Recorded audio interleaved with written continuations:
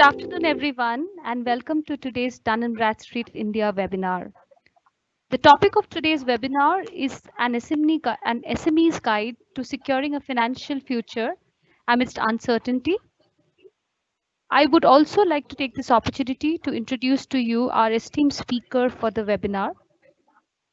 Our first speaker is Mr. Devendra Kumar Singh, IAS Officer, Additional Secretary and Development Commission, Ministry of MSME, Government of India. Our second speaker is Dr. Arun Singh, Chief Economist, Dun & Bradstreet. Our agenda for today is as follows. We will start with a presentation by Mr. Devendra Kumar Singh, followed by a question and answer session. Then we would have the presentation by Dr. Arun Singh, that would also followed by question and answer. Before we begin, few things we need to note. Participant will not have access to talk during the entire length of the webinar to avoid any disruption during the webinar. During the Q&A session, you can ask your question using the Q&A tab on your screen. Please note that you will have to write your full name and organization's name before asking the question. Now I would like to invite Mr. Devendra Kumar Singh to start his presentation. Mr. Singh, IAS officer of the cadre 1989 from Kerala. He is presently the Additional Secretary and Development Commissioner of MSME Industry, Government of India. He held a number of important assignments in the state in different areas. Prior to joining Ministry of MSME, he was working as Additional Chief Secretary, Agriculture and Agricultural Product Commissioner. Steps relating to micro-planning based on agro-ecological units were initiated and 6 wholesale markets were brought on a ENAM platform policy related to FAO and agricultural exports were prepared. He worked as a secretary, fisheries, animal husbandry and dairying. He also worked as a district collector, Wayanad and Kollam, besides working in Department of Health and subdivisional levels in different subdivisions, include Thrissur and Fort Cochin. In his central deputation, he held important portfolios in the Ministry of Home Affairs from 1999 to the year of 2004, Ministry of Development of Northeastern Region. He was an additional Director General Foreign Trade, Director General of Foreign Trade, New Delhi in the year 2011 to 2016. During his stint in Director General of Foreign Trade, he has been assigned the work related to formulation of foreign trade policy to enhance transparency, enhance e-governance, greater trade facilitation, digitization of process from start to end, to the process chain and working towards the concept of whole government of India in the foreign trade governance so as to achieve larger objective of bringing national interest in focus. He was also the member secretary of the second task force on transaction cost in export, which is aimed to evolve a strategy towards reducing transaction cost in terms of specific problem for export and import. He worked as a chairman EBITDA 2017 to 2018, where he focused on preparation of agricultural export policy measures to open exports from Northeast region and creation of export infrastructure. We welcome and we are very, very honored to have him with us today. We welcome him. Over to Sri Devendra Kumar Singh ji. Good afternoon, Dr. Arun Singh, Chief Economist, and other distinguished participants. I'm really very happy to participate on an issue which is very pertinent and everybody is discussing on how to enhance flow of credit to the MSME sector. We are passing through a very crucial phase in our life. The COVID situation has really disrupted everything, entire supply chain, our lives, our thought process, and whatever you think, now we realize that it has affected each and everything, every aspect of our life in true sense. So the situation is very challenging, and how to overcome these challenges is the real issue. We are also very confident that MSME will come out of these challenges, and it will be much stronger in times to come. The challenges are many. Something has totally stopped. We need to restart. Something has just started working. We need to speed up the process to come back to the original level. And in certain cases, many people may have to change the line of business due to the changes circumstances. So these are the hard realities. We have to accept it. Now, the title of the masses, sharing very low percentage to the financial sector is really attracts the attention of everybody. And it gives a feeling that is it true, this figure that in such a minuscule percentage is being covered by the financial sector.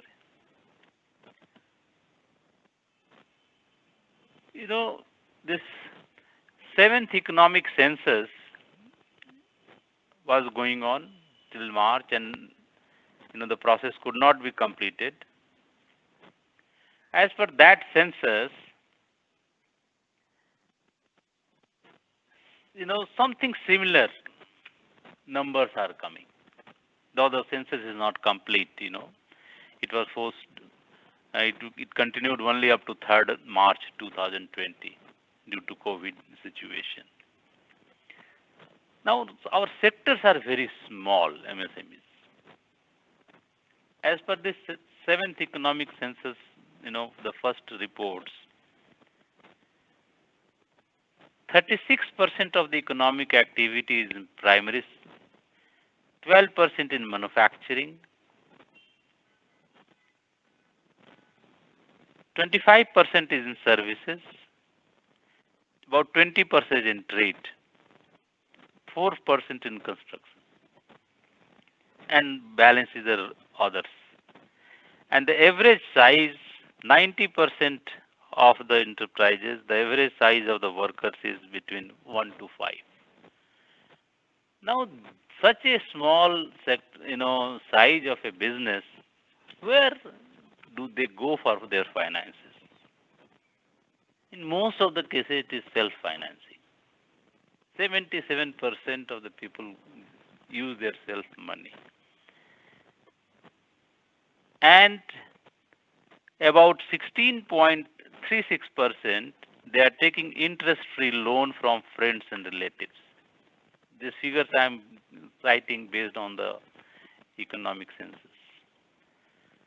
So the contribution from financial institutions, cooperative banks, money lenders, and other sources is really very small. There are many historical reasons, and there is an effort to link them to the formal, financial system, where government has now launched many schemes, including Jan Dhan Yojana. Then recently now a special scheme has been launched for street vendors, where they can get a very, very low rate of interest. There are so many, government has focused on the supply side, where additional employment generation has been given. so that money can be circulated in the market. Government has also announced for 3 lakh collateral free credit, which is essentially a 20% additional capital, working capital for those units for standard accounts and SMA 0 and SMA 1 substandard category, just to take the need of the capital needs of the running units. Now there are many units which are stressed, which fall into the category of SMA 2 and NPA. For that, government has decided to create a distressed asset fund subordinate debt, and the guidelines are under finalization. The third scheme which government is focusing for the growth of SMEs, where government will participate through fund of funds for MSMEs for equity financing for those units which have very high potential to grow.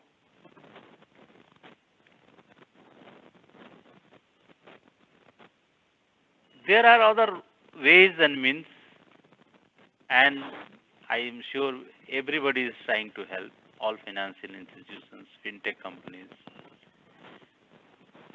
and there is a change, attitudinal change in the banking environment to create a sense of urgency and to come forward proactively.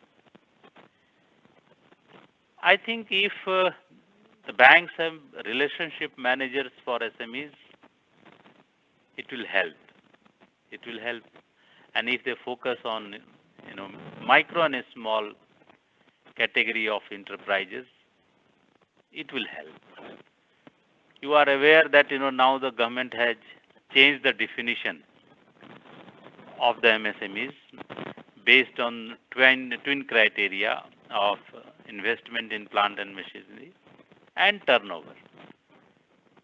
So any enterprise having a turnover of 50 crores, investment of 50 crores and a turnover of 250 crores would fall under this category. So now our canvas is quite big. Many industries which were earlier not falling into this category, now they will fall. So government is thinking and perceiving a quantum jump and growth in the SME sector, and they will become a real growth engine of the society. These things will help not only our employment generation, but also help in bringing new technology and innovation also. Because one has to innovate. Why? Because our things have changed actually, due to COVID. So unless until we renovate, unless until we diversify, unless until we match the present day demand, we will not be able to survive. And this is the thing actually MSMEs have that capability. 3-4 months back, nobody was knowing about PPE kit. There was no production in India.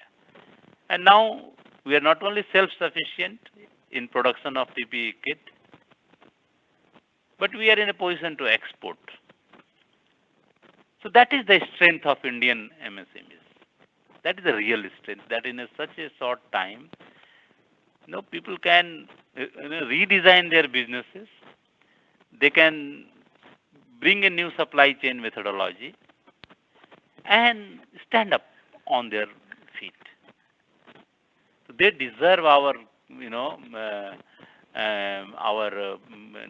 best, not only good wishes and congratulations, but also lot of hope. They are creating lot of hope into the entire business ecosystem, which is a very good sign. And then we have masks, different type of masks to suit different requirements. So there are so many COVID products.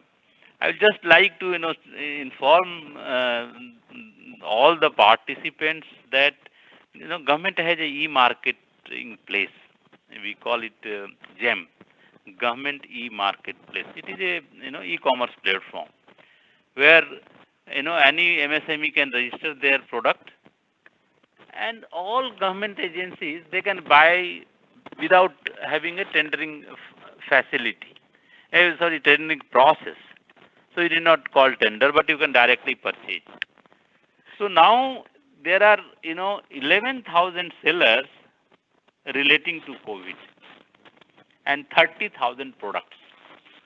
Can we imagine that in such a short time these many products and these many suppliers have come to a platform, GEM platform, and they have got 50,000 orders worth 450 crore since March. So the last less than 3 months, this is the volume of COVID-related product on a government platform. There are many other ways through which they are selling. So I was trying to explain the inherent strength of our MSMEs who can,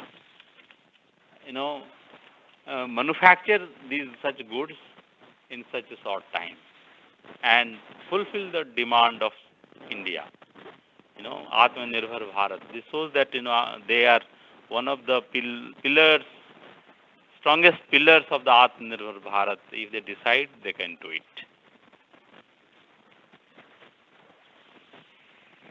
There are many other issues where our ministry is focusing, and the focus is mainly on quality issues through our JED scheme, lean manufacturing schemes, and all the schemes of the ministry. Some of the schemes were, were supposed to be ended by this March. That has been extended by 1 year. So all the existing schemes will continue this financial year. And last thing which I would like to inform that government has launched a portal by name Champion. This is intention is to address the grievances of the SMEs and to capture new opportunities which is available and to encourage such MSME in their ventures. So I will just stop here, and I once again thank the organizers for providing me this opportunity to talk to you. I'm sorry I'm not able to connect through the video system due to some technical issue, but I will be happy to interact. Thank you. Thank you so much, sir. If anybody has a question, there is a question tab on your screen. We would request you to please go ahead and type your question. Sir, there's a question which is coming here. The credit penetration in India is not so high as compared to other countries, as you also mentioned, especially in the MSME segment. Addressing this required initiative on both the demand and supply side of the credit market. What, according to you, are some of the best practices in terms of financial discipline or business practice that MSME should follow to improve their likelihood of securing credit?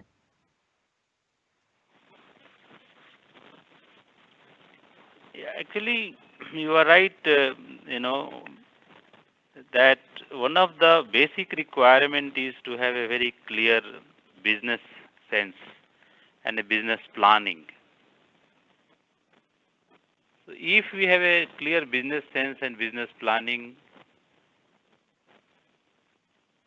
a good project report, then things would work out well. But here we find that there is some capacity constraints in preparing very good project reports. They have good ideas, but how to convert those ideas into a business plan? how to convert those ideas into a financial plan, that requires some kind of hand holding and help. So if such a framework is available, then it is easy to get finance and support from the formal system of banking. Thank you. So the next question is coming from, I don't have the name. We request you to please mention your name while putting the question and your organization. The next question is there any income tax concession for medium scale industry with respect to advance and final income tax has been thought about, sir? I think last budget there was some announcement.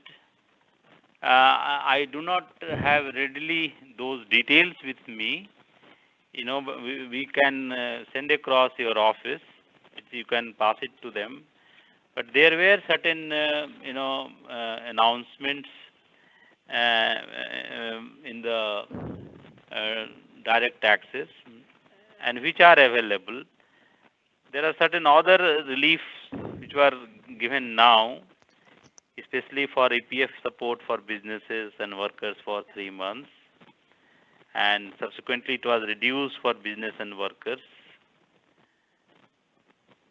And then there was also partial credit guarantee scheme for non-banking financial corporations, where first 20% loss would be borne by government liquidity. Then there is also some 25% reduction in TDS and TCS rates. So these were some of the recent announcements which I think everybody is aware.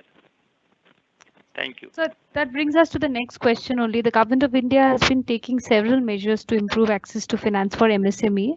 So where can the MSME learn in details about this initiative and stay up to date and updated?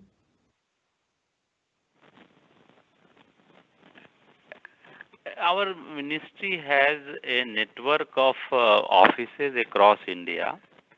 Each state has MSME development institutes, and each institute has 1 or 2 or 3 extension centers.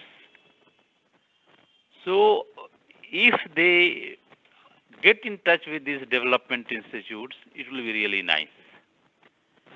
They will be able to help and guide, and they will also be able to connect with the right kind of financing instrument and the concerned banks. For technological support and collaboration, we have technology institutes we call tool rooms, where online on hand training is also provided besides classroom teachings. So any technical support in fabrication, designing, designing of the molds, etc., they will be useful. And these are very good high-end tool rooms. Some of them are associated with space programs, DRDO, and other engineering big projects. So they are really good. So I would advise them to get in touch with these centers. They would be very helpful. Thank you. So this question is coming from Ms. Seetal Sata from Neptunus Power Plant Services. She's asking how fast can government move on complaint filed under Samadhan? This will help in freezing up the MSME funds stuck with defaulting customer. So how fast can they expect governments move on this complaints? Yeah, actually, the dues from government, pending dues from government, has been, some concerns has been raised. And this Samadhan portal is working quite well. I must say that quite well these grievances are being addressed. I would like to just inform you also that the total procurement from MSME to the government is about 40,000 crores per annum. And if we see the top 31 PSUs, the total payment, outstanding payment is actually, as on 31st May, is about 443 crores. So lot of work has gone, and they have, whatever the issue was there, it has been sorted out and dues has been paid.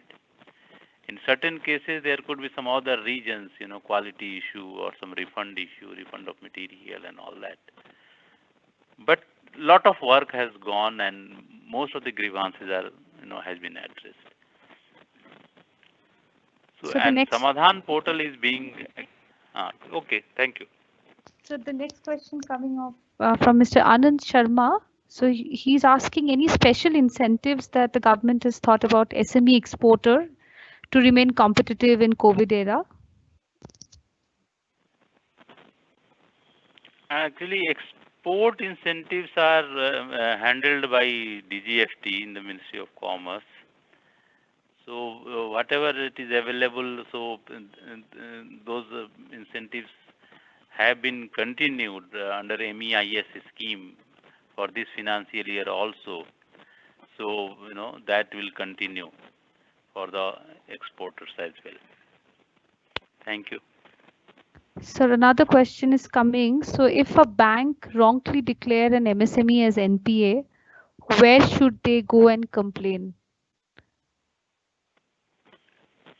I think there is a formal system in that banking channel where they can complain, and each bank has a system. They can also approach the concerned regulatory, as part of the regulatory process, or they can complain to the Department of Financial Services.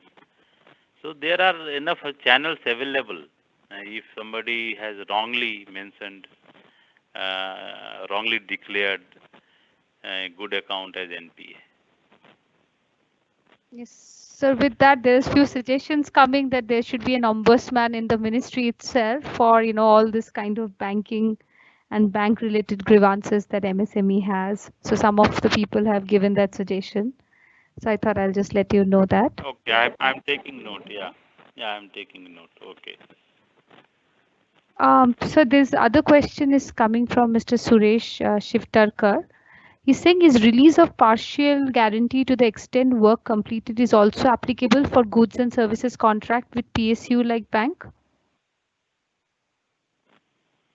It depends on the contract actually. In what way, what is the payment terms, that will depend on those payment terms. Usually, PSU may not like to deviate from those agreed terms of contract. So the other question is the launch of trade receivable discounting system is a commendable initiative. However, MSME are yet to reap the full benefit of it. Do you have any suggestion to improve the participation rate of all stakeholders, bank, large companies, and MSME in trade receivable discounting system? Yeah, actually, this is a very good system, and it is working well. The problem is that if some amount is there, the the the benefit must flow to the MSME in a better way. Sometimes that feeling comes that benefit is not flowing, but the benefit is flowing to the suppliers, big suppliers. So that issue is there, but I think this is governed by our Ministry of Corporate Affairs. So they are, I think, trying to improve and working on those lines. With that, sir, we will come to our last question. So, Mr. Vinay Kheria is asking, where should MSME apply for equity loan of, of the schemes that has been announced by government? Which are the portals or site they should be, aware of, and where should they apply for this? Yeah. Actually, we are working on the guidelines, and we had a consultations with the investment companies how to proceed, and SIDBI has prepared draft guidelines. We are in the process. So once it is finalized, it will be notified, indicating the website and the manner of participation. But on the broader aspect, the scheme will work on the concept of mother and daughter funds as per the regulation of SEBI.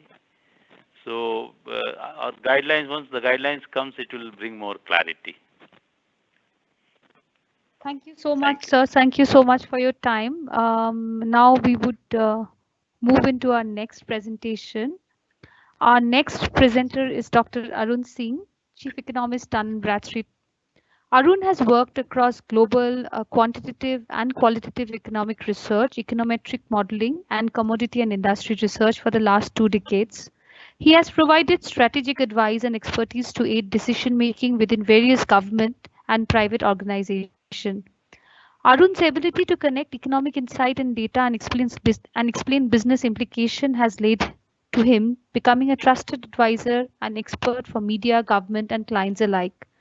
Projects undertaken by Arun within the sphere of economic analysis and research includes periodic analysis of macroeconomic variables and forecast of macroeconomic variables for multiple frequencies, business expectation and optimism service, industry research providing in-depth analysis on key Indian industry along with the continuous update, demand estimation of various industries, commodity research, market analysis and forecasting of prices, production and consumption of multiple commodities, customized research and advisory solution in the form of demand assessment, market sizing, analytics, and company and country rating.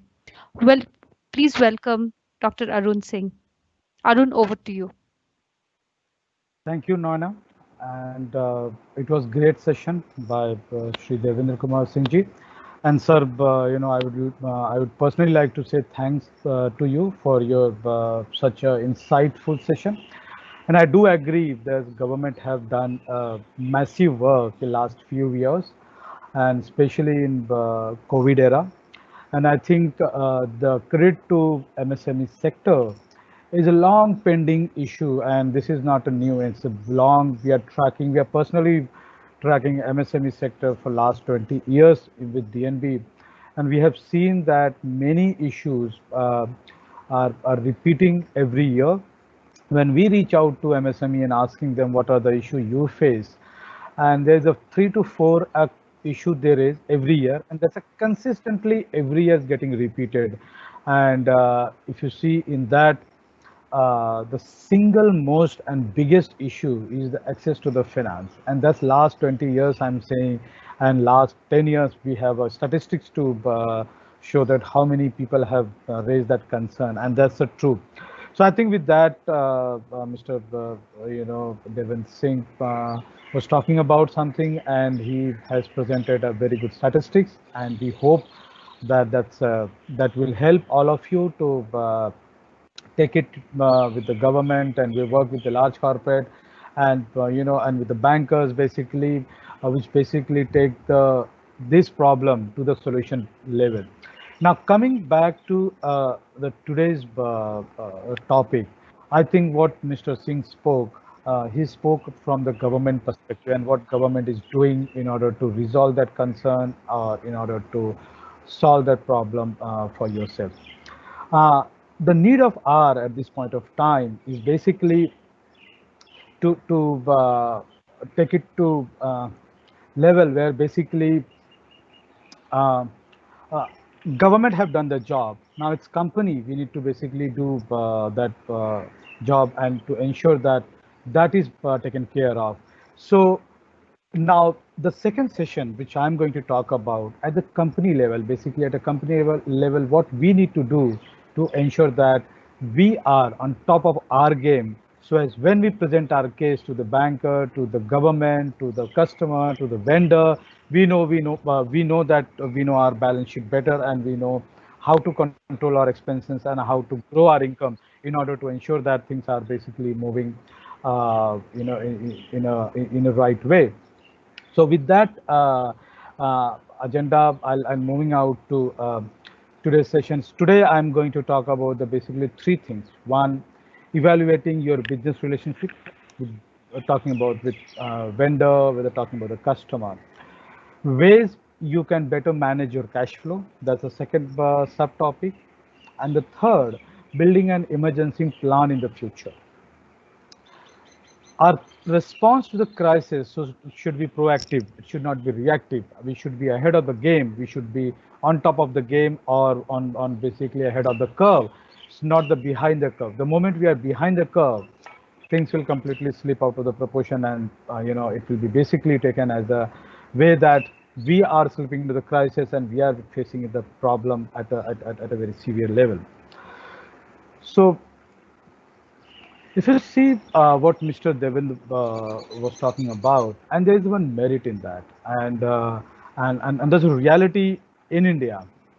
Uh, COVID-19 started somewhere in February or March, where we went into lockdown and things got worried, and people are worried about what's happening to them, and more importantly, that going forward, maybe from next month onward, the single most things will come up, and that's precisely your finance. And the finance is going to be severely impacted, which means each of us have to ensure that we are managing our balance sheet in a healthy way, so as one we are not feeling impacted. So with that, there are some statistics to talk about. That's one. If you see, in India, there are something around 70 trillion rupees, what we call a demand for debt.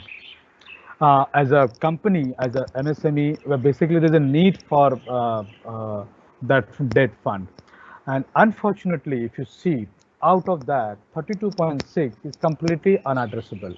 Thus, we don't know where they are, whether they have ability to pay, whether they are classifying as MSME, or whether they are part of the system, the part of the ecosystem of MSME, from the bank to bank and the customer to government and the rest of the things. They are not part of that. So you have an addressable demand, which is 36.7 trillion rupee. Out of 37.67 trillion rupee, if you see, hardly something around 2.8 trillion, 2.9 trillion are address or financed by the banker, which means 25.8 is hardly unmet. In fact, 85% of the total demand is unmet, which means look at the potential. And what is going to do at today, the COVID-19 pandemic has resulted a real economic freeze and has affected the operation of businesses domestically as well as globally, which means now ability of MSME to access both short-term and long-term finance will be impaired, will have some impact. The problem is that what started from lockdown will end with the constraint on your balance sheet and the finance. Now is a time for business owners, which means you, and the credit professionals, which means your team member or the bankers or the government, to be flexible and forward thinking about what you can or they can do better to manage your cash flow and how to secure a long-term funding to grow their businesses during this testing time. And I want to talk about what we can do to prepare by proactively taking some of these steps. And that's the need of the hour. Now, government have done their job. We need, as a SME owner or startup owner, we need to do our job to ensure that we are ahead of the curve. Now, there are basically four things which we talk about, which you're part of your ecosystem. One is a vendor, customer, your lender, and then community. In this time of COVID-19, each of them will play a very critical and very important role. We need to understand what the role they are and what the role basically we have to play is very critical. If you talk about vendor, if your supply chain was disrupted during the pandemic, you have already had a look for alternate vendor, suppliers, or service provider. Now is the time to use the information you have from the experience and make a tier-wise list what your businesses needs to be operational. What tier one or tier two or tier three? Basically, there are three tiers you need to work around. One, tier one, the list will be basically absolutely need in times of crisis. You can create a list of additional suppliers or service providers so that you can do quickly if necessary, or maybe pivot, if required. Your contracts are large enough, you might want to consider diversifying your supplier base from these needs, so that if you need one of your vendor, or maybe if they cannot deliver in this in future, you can still keep your businesses running, which means you need strategy on that, where there's possibility of the large vendor, and if they cannot do, you need to be on top of that. The second tier basically talks about nice to have that keep your customer engaged. Inform them that you are not able to supply certain element, which means your customers are aware of, and when you can do that, try to keep your customer engaged, which means they are aware of what's happening with you in terms of the supplier, or in terms of your vendor is not in the area where it's completely locked down or certain element happening. Now tier 3, it's nice to have list which is basically easier for your team to do business. You might also consider where a service or product falls on the list when you renegotiate your contract with vendors or service providers. Does the cancellation policy or out clause allow you to nimble in the time of crisis? Basically, you have to be taking a call with more informed way, or having a holistic approach towards that vendor. Now that brings to the second subject, that's the basically customer. Now today, your customer requirement might have changed what it used to be in February or before lockdown. If your customer current needs are not apparent, reach out to them or do the survey, and just give them information or let them know that you are with them to help them to support in this time of crisis. And they, in fact, they should be aware of that. Now that brings to the third subject, third topic is that basically lenders. Now, lenders here is very critical. That's basically, this is the point where basically we are talking about your banker, your financial institutions, or some third party who basically taking care of your finance requirement. Take a look at your debt vis-a-vis income, your terms and condition, and your relationship with your lender overall basis. Is this relationship makes sense for you to continue, or you want to reignite, or you want to put some energy into that to ensure that your relationship with the lenders are intact, or in fact all time high. Now the fourth subject where you need to work on the community. Community basically was happening that most likely your entire community will be working to get back on its feet. Look for where your businesses can give back or show appreciation for customers, partners, and friends that supported your business during the pandemic. You might have to reach out to them and ensure that, and say basically that, and simple word, say appreciate, thanks, in a time of crisis, with, if they have supported you. That's basically the four things one has to do to ensure that your business relationship are intact and you are not disrupted from vendor side, you're not disrupted from the lender side, you're not disrupted from the customer side, and of course you're taking entire community around you with you, and community is a huge plus point. Now that brings to the second subject, that what are the ways you can better manage your cash flows. That's basically, there's a one very single stuff. What the point of that? You need to launch a cash war room. At any company, if you talk about today, they have a sort of what you call CEO war room. What is the agenda of that? Talk about income, talk about the expenses, talk about the timing, and talk about the forecast of your own business. The idea or the focus has to be that income has to be greater than expenses, and everyday connect time should be half an hour to 40 minutes. Your core team has to be part of that. It's everyday process, and the four agenda should be discussed and every stuff. And that's a, I mean, you need to address that urgent priorities in a fast changing environment. Many companies already have the CEO war room in their critical tasks. Basically, they communicate with the staff, customer.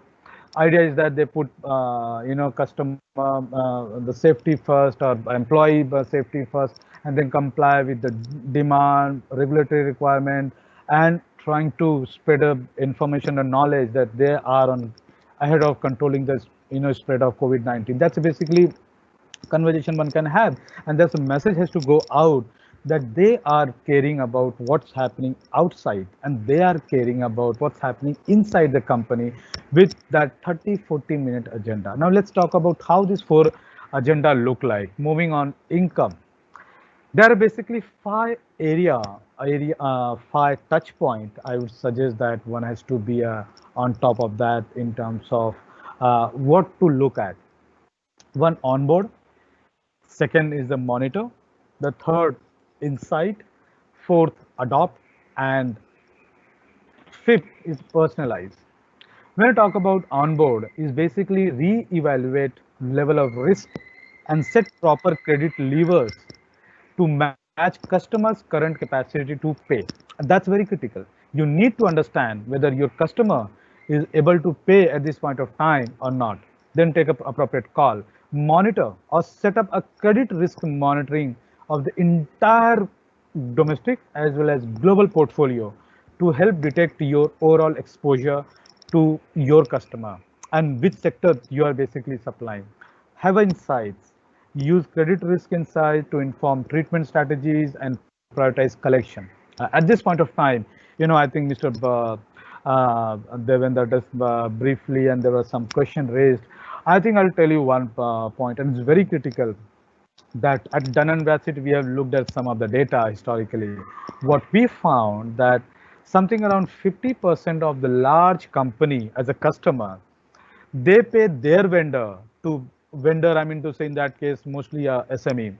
They pay their vendor 50% of the company, large company, they pay beyond a due date. So something around 90 days beyond due date. So if your 60 days is uh, due period, you'll be probably getting more than 100 days or more than 150 days,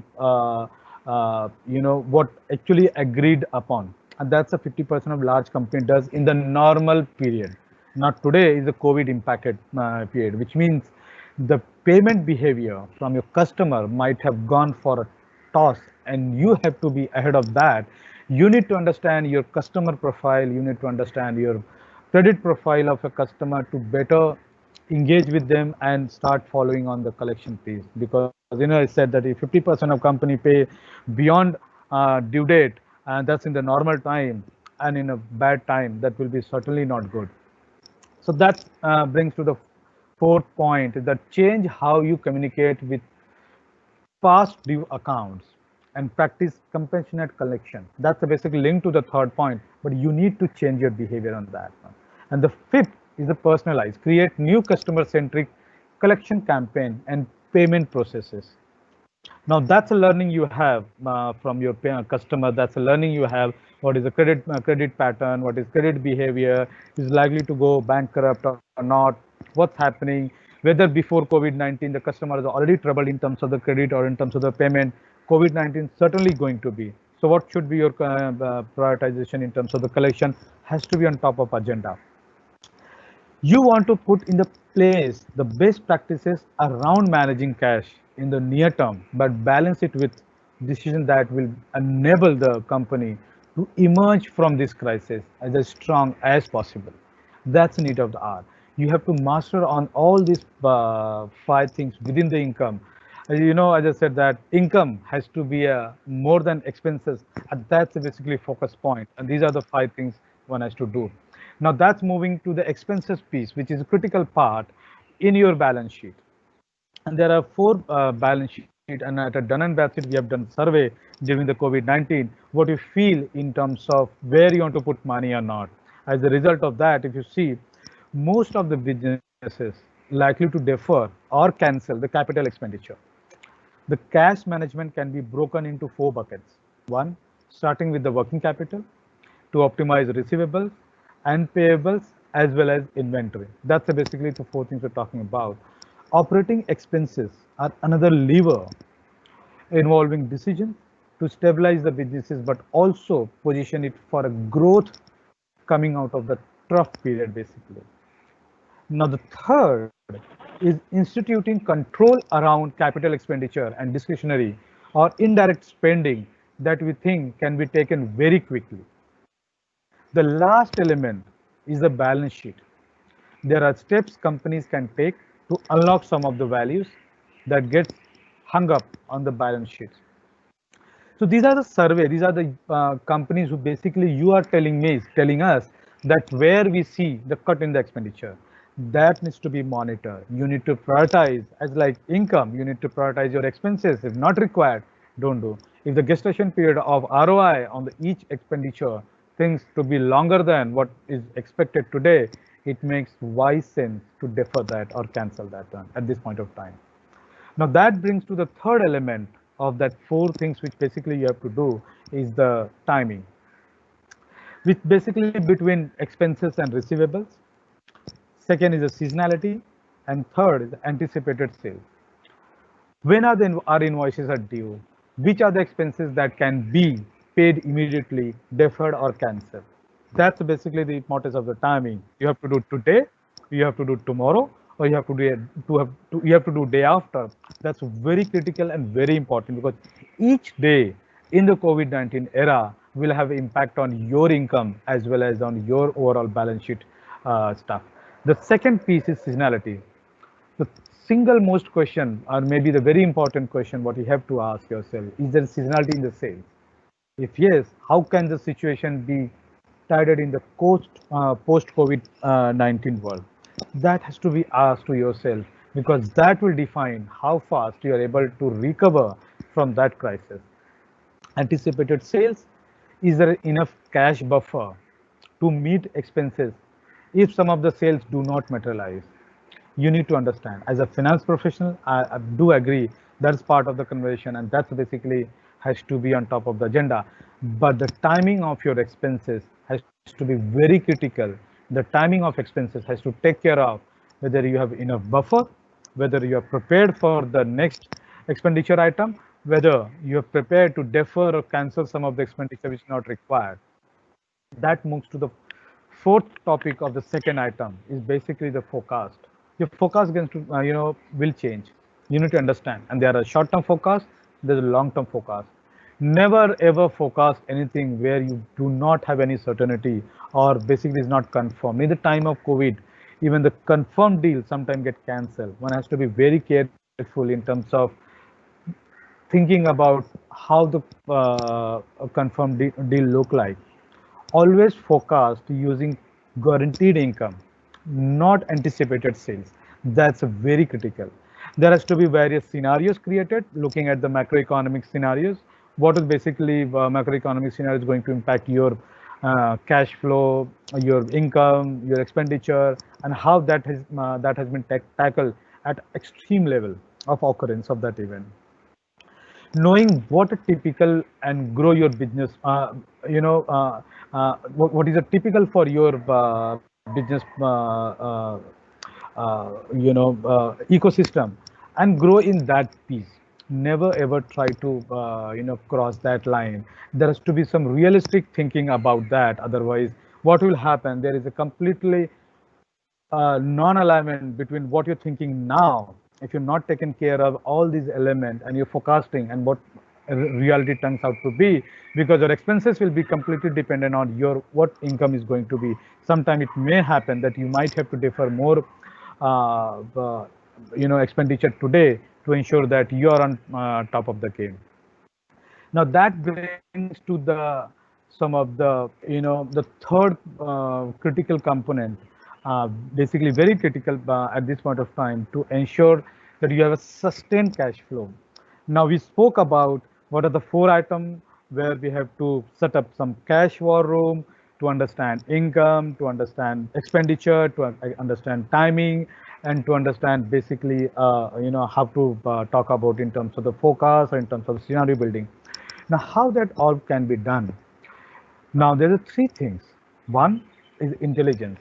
Use trusted, connected data to understand, your vendor, your customer. You need to understand basically how your vendor is doing and how your customer is doing. I spoke earlier in the presentation, but you need to use your data and analytics to ensure that you know your customer and your uh, vendor better. And in crisis of COVID-19, acquisition of new customer has to be clearly understood from a data and analytics perspective, because there is chances that might go in a different direction if you don't have enough data or information or the analytics on that.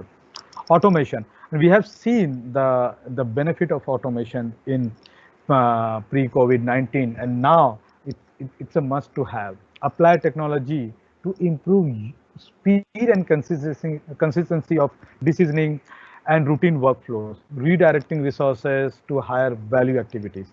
That's a basically need of the hour. Now, the third piece is the integration.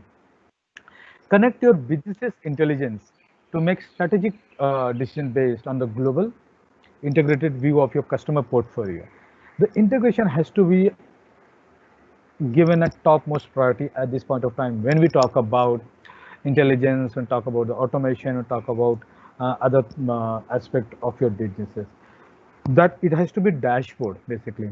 Each and every change in the system, whether it's vendor front, whether your own production or the services front or the customer front or the overall economic ecosystem, it has to be clear. That intelligence has to be clear and has to be well connected and reflecting on your dashboard things. With that, I will move on the third last element. That's what we call a checklist. I think if you have a HR in the house, if you have a finance in the house, if you have some other emergency uh, service provider on the floor, they create a checklist. Checklist basically you are prepared to to counter some of the crisis period, and we do some of the practices, some of the basically area of intervention that can be taken as a positive things, or basically where which direction we need to move. And personally, if you see, I'm a good fan of preparing checklist before going for any scenario or any analysis or anything. There are basically two things. Talk about the short term and the long term, and you need to prepare. Taking some example from the pilot, they are basically right from the boarding on the flight to the landing on the flight. They have a huge list of checklist. Even when they have to do the emergency landing, they have a good checklist prepared and put on the front to ensure that they are doing things right. When there is a good time, if you prepare the checklist, that ensure that in time of crisis you have to basically follow that, and if you're following that, the impact of crisis will be as low as possible. Now this COVID-19 has given that crisis, and we were not expecting that. We were expecting some economic crisis, some other crisis, but now it's completely different. There are few questions one can ask you to prepare the short-term as well as long-term checklist and how to go about that one. Basically, which operation costs are essential, what are the immediate cost saving, how can you pivot production or delivery, can you pivot with regard to how you accept payment. That's a basically short term, and that has to be on top of the agenda, and that has to be ahead of every meeting you talk about, or every development, or any tracking you talk about. That has to be there. Now, on the long term, there are three questions again. Do you have the lines of credit or other resources to tap into long term requirement? Is your business credit in good shape, so that you don't have to leverage on personal asset to get funding? You have to be on top of that. The sixth and very important question: do you know the out clause on all your non-essential contracts? I'm talking about, there's a payment, there's some other issues, non-payment behavior, out clause issue, whether one can terminate the contract, stuff like that. There has to be agenda to think about that. Unless you do, that's the then which means it's not a part of checklist. And in case of non-payment, in case of you're not able to service that customer, that has to be there on top of that. So these are the 6 questions when I say today, and that has to be on top of your checklist, and you should be following strictly to ensure that your funding requirement is intact. With that, I will close my presentation, and of course, I'm happy to take on any questions. Yeah, over to you, Noena. Thank you.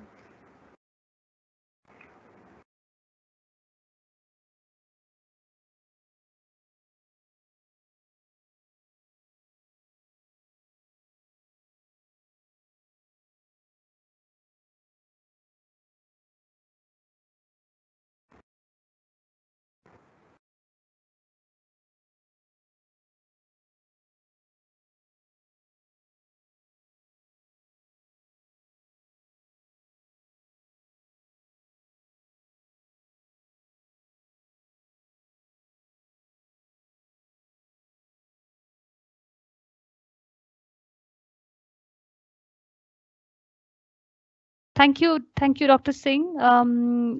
We request the participants to please send your question in the question tab on your screen.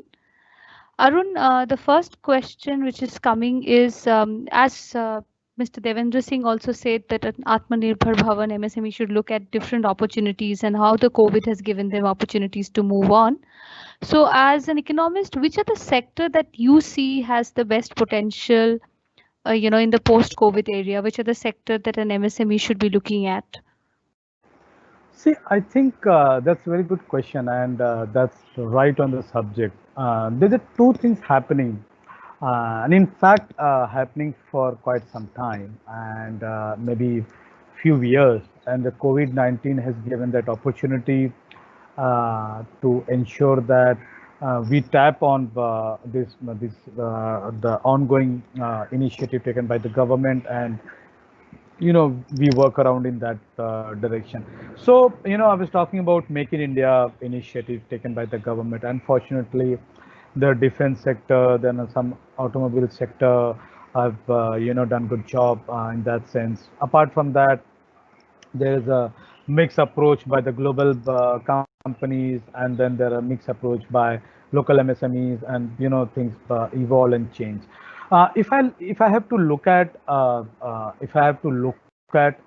the revealed comparative advantage. When I say revealed comparative advantage, they're basically the parameter where some of our companies have advantage or competitiveness better than some of the other companies in other sector, other countries and stuff like that. What's happening today? With the global disruption of the supply chain, many of the companies, global company who had manufacturing base outside India or some other location want to reshuffle their supply chain, and India got a best and very good opportunity while in during the Make in India initiative were not able to capitalize fully. Now today is the right time, and the right time to get the benefit on that, and right time to ensure the hand holding of MSME, to do hand holding of MSME to ensure that everyone is getting benefit. And in fact, I believe that's happening, and government are prompt enough to ensure that MSMEs are getting benefit. While there are some concerns, I'm not accepting that 100% foolproof system, but there are some concerns, and I think government is prompt in order to correct that, and they're doing that. So one, the global company are basically willing to come to India, and the government has to do in association with the MSME sector, because to benefit MSME is the largest employment provider, and they, with their forward and backward linkages, you have a maximum impact on the economy in terms of the production, in terms of consumption, in terms of the overall economic well-being. That's one thing. And now that's a benchmark, and I think we are prepared for that, and we have to, but we don't have any option. We have to be prepared for that. And now looking at what are the sectors where one can play a good role in terms of getting the new opportunity. Basically, there are a few sectors which we worked upon, and we found that as an Indian company, as an Indian, with the 99% of Indian company MSME, they have a certain competitive advantage as against China or as against anyone in the world, abroad, any country you talk about. These are some of the sector like say automobile, that's automotive sectors, because a part of automobile and auto component. We have a chemical sector, that's a pharmaceutical included in that, and that we are doing wonder. Mr. Deven Singh also mentioned that how fast we were able to manufacture, some of the PPE, sanitizer, or some other stuff, and we are doing good job. That's like automotive, chemical sector. Electronic sectors is where we have a good revealed competitive advantage. The fourth is basically the textile sectors, and that there I think we have good stuff where we just need to understand what's happening in that sector, so as we can take a more informed decision on that, and to leverage on the. These are the four sectors immediate of requirement, basically automotive, the electronic sectors, textile, metals. There's a fifth sector where we have a competitive advantage and offer tremendous opportunity. See, understand, today we have a domestic opportunity where we can grow and where we can showcase our capability in order to provide production help. But there are global opportunity at this point of time, and when the supply chain reallocation will happen or realignment will happen, we have to be prepared that these are the sectors it offers immense benefit. Now there are some of the case study which we have, which we can show that here are the case study where we have a better advantage, better production management, and better facilities, so as we can convince global manufacturer as well as domestic manufacturer that we know this sector better than anyone else. So I think these are the 4 and 5 sectors. To summarize, will offer great opportunity during COVID and after COVID-19 era.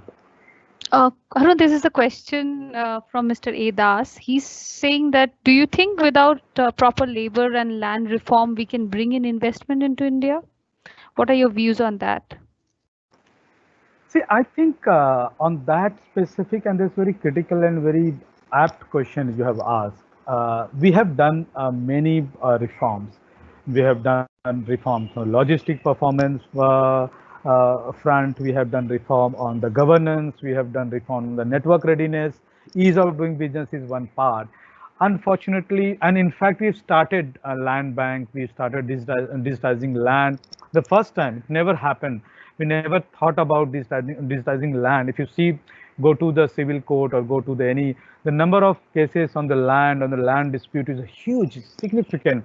I still remember one case which coming from the Mumbai, the financial capital of India. It's very small hotel on the out the middle of the road. Basically, it took almost 7 years to get the clearance from the government, and then of course the port authority to clear, so as some of the infrastructure can be built. You're right. This is not going to help unless you do reform on the land and labor, because if your manufacturing company is going to set up your plant, there you have the problem, and that should not be taken as a what you call the pushback towards that. I think initiative has been taken. I think with the COVID-19 era and then migration of the labor back to their home state, and MSME is now going to face labor crunch in at least next 3-4 months. I think government is cognizant of that, and some of the state government have taken initiatives, and some of the in fact some of the district authorities are working with the state, and then state is working with the center to ensure that that has been taken care of. And I'm assuming that your labor piece will be resolved quickly, because you're right, if you're not taken at this point of time, there will be some concern. But I think there's good amount of work done, and at least government have shown inclination toward resolving that problem, and that's a very old problem. In fact, that's shown the inclination toward the land. As I said, that some of the state have proactively taken action, and in terms of attracting a company, providing a land, and state intervention happening in terms of digitizing land. And that's if you see, that's part of mission mode project. to digitize land, and that's happening at a very fast pace. It's not achieved full objective at this point of time, but I do hope something is better than nothing. What used to be earlier, there's no initiative taken, at least something happening at this point of time. What we need the speed on the both part to resolve that quickly. This is the next question coming from Mr. Karthik D. Naveen. He's thank you for your insightful presentation. And he's asking that, does Dun& Bradstreet or you have any strategies to make the three critical components that you have quoted in the PPT to bring out a dashboard of them in the near future? So I think, yeah, it's a customized dashboard. Basically, we work with the company in terms of looking at all the stuff, your vendor, your own performance, as well as your customer. So that dashboard is basically what we look at, a company specific, and we work on the on company requirements perspective. So we have a COVID-19 impact index. We have a customer, role. We have your own profiling, your own, balance sheet assessment. So that there are multiple intervention touch point, the multiple department who takes care of that, and there's integrated to specifically, specifically designed for MSME segment. So we do have, but that's basically, I think maybe some of us can reach out to you in offline mode and understand what basically dashboard you want to monitor. We can certainly help in that space. Mr. Karthik D. Naveen, in case you want to reach out to us for any details, you can write to us at india@dnb, the letter dnb.com. I again repeat, india@dnb.com. The next question is from Mr. Yograj Wadhwa. He's saying that with the change of definition of MSME by government, will this make a significant change in the approach to secure financial future? If so, which are the sectors? See, I think this is there's a couple of stuff. One needs to understand. If you look at from a banker's perspective, unfortunately today we are outlier in the world. There are many countries who basically share the same stage like India in terms of defining MSME. There's no, if you ask most of the company, if I ask you, or if you ask anyone else in terms of your, your vendor, customer, and partner, many times it's the definition of MSME is such that sometimes it's not clear that whether you're part of small, you're part of micro, tiny, small company, medium company, or you're part of large company. Investment criteria sometimes doesn't give a proper definition, whereas you have a Untact with a SME from World Bank, and there are many what you call subsidies provided. The global perspective we're talking about, and I was part of one of the research last year. It came to us, and then that's what basically triggered the conversation with the government and other body, that unless you have your good foolproof definition of MSME, forget about them getting noticed inside. They're globally not getting noticed in terms of they're losing out some of the subsidies which given to the MSME. Just the definition is not clear, and that's what they're not able to look at. So and that's from a government side, and that's what they have worked upon to understand, to clearly define what we think about small company, what we think about micro company, what we think about small, medium company, and what we think about large company. It makes very clear to the service provider, to your customer, to yourself, and the banker. And from a banker perspective, you see some of the elements they look at. We talk about the financial adherence, talking about your own credit history, talking about your credit payment history, talking about the balance sheet, talking about the funding, talking about the many things. If you think about banker perspective, there's a whole ecosystem of framework of considering documentation, collateral, lending, and there's many things. And then government angle comes in terms of providing subsidy to the company, and and everything works in the system, and in that your definition will certainly play a role. Now in that, if you go for the sector specific, the benefit will come how your sector is working sometime, 3 or 4 year back, and still the part of that. If you're part of the real estate or part of construction sector or part of infrastructure, given the long gestation period, given the fact that there is a maximum default happening, many companies are part of IBC now, there's a risk premium attached, by the bankers, because they see the what could be the payment behavior, and by the company, that company belongs to that sector. So how that the interest rate defining moment happen, if you are basically a part of bankers, a part of the credit rating, start from the economy, the how economy is doing, start, and then goes to the sector, how which are the sectors doing good, then do you have a cutoff, basically 5 sectors doing better, 5 sectors doing bad, and then you have to decide the risk premium depending on the sector. Then third element come to your own performance. That's how the company bankers decide in terms of, what should be the interest rate offered to you, whether loan should be provided on that. Of course, if you belong to a certain sector that doing better than the economy, your negotiation with the banker are much better and higher than if you belong to the sector is not doing good. So in spite of your definition, if you're in a part of the sector where the sector is not doing good, then that's a discussion between your company health and then banker profile. So I think there is a proper framework where the financing and the funding are being addressed. That means basically a single point address, that your finance has to be on top of everybody's finance within your sector, and of course in the overall economy, to ensure that your negotiation with the bank or financial institutions are on better terms. This is the last question. Paucity of time will not let us take any more question. This question is, 70 trillion is how much in crores in terms of demand for credit? And what is the industry-wise breakup of both addressed demand and unaddressed demand, please? So what is the second question? I missed the second question. What is the industry-wise breakup of both addressed demand and unaddressed demand? Yeah, so the answering your first question, 70 trillion, 70 lakh crore. That's the amount we have.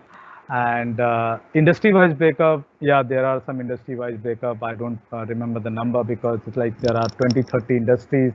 What we can do, maybe, I think you can write email to us, and we'll certainly tell you the data on that piece, because there are some 20 odd industries where this mismatch happening, because it's a bottom-up approach. They reach out to the company, ask that question, and then of course they ask which sector they belongs to, and then they sum up to the top level. So I just presented top level. Some of the other number, of course, we know, but there's 20, 30 odd industry where the data is there. We can send it to you offline. Thank you so much, Dr. Singh. Thank you so much to all our audiences.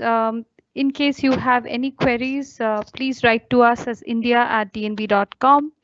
We will also be sharing, if you have logged in with your email ID and your company name, we will ensure that a copy of this live on-demand webinar along with the presentations are shared with you. Once again, thank you so much, and it's a pleasure for all of us here to have you. Thank you so much. Bye-bye. And have a good evening. Thank you. Thank you.